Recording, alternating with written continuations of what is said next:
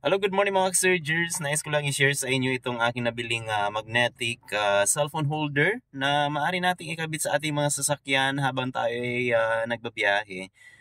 Actually, napakadami ko ng nabiling cellphone holder sa online pero hindi tayo ganun ka-satisfied kasi nga yung iba maalog, yung iba nagba-vibrate. So I think guys, ito na yung pinaka magandang cellphone holder na nabili natin online at napakadali lang niyang gamitin, ano. So, ganito siya guys, napakaliit lang. Meron siya ditong vacuum.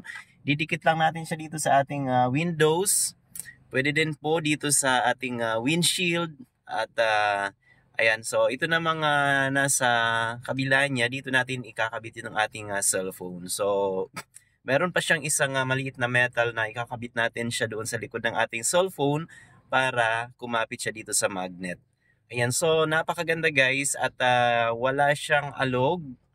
Hindi din siya nagba-vibrate habang tayo ay tumatakbo. So, ayan guys, so nakikita nyo, kitang-kita yung ating dashboard.